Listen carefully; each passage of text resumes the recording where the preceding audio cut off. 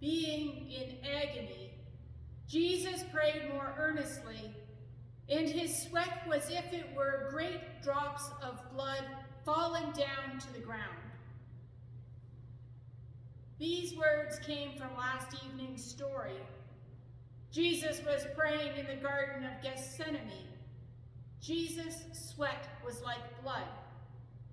This can happen in times of great anxiety, that blood does mingle with sweat as blood vessels constrict under the pressure of stress and then rupture. One then sweats blood. I was there in the garden. I was there with Jesus through the night. I was there today on the cross. It was not just his sweat that turned heavy and changed. I changed. A tear changed.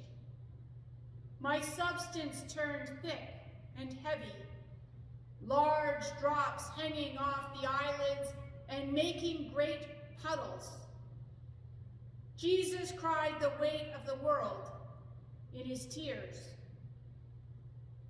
In those tears were held myriads of cries, those of Coptic Christians bombed in Egypt, Syrian children dying from chemical weapons, Africans starving from ravaging drought, refugees seeking a place to call home, and those caught in random acts of terror or ceasefire. Multiply that week in the news by every week. That is how heavy Jesus' tears were. From the garden to the cross, tears rolled darker. Jesus wept until there were no more tears to cry. Jesus' final tear, final cry, was that of abandonment.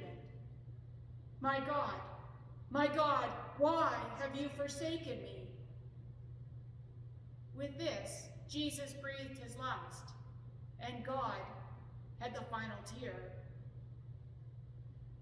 It was beyond heavy. It was beyond saturating, drowning. It had each person's name on it. Every creature remembered.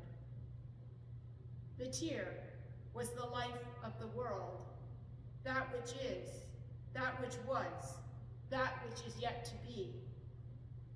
As God died, one final tear fell to the earth.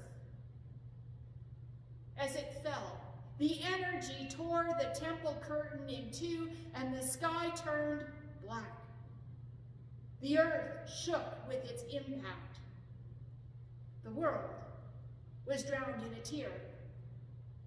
It was not just a simple tear. The tear was completely weighted by love. The world was flooded in God's redeeming act, bathed in love. The thing is, it takes time for the tear to soak in, for the flood to subside. Today, in tears of sadness, facing the agony of the cross, in seeing God's suffering, we are left drowning in a puddle of love, washed in God's tears.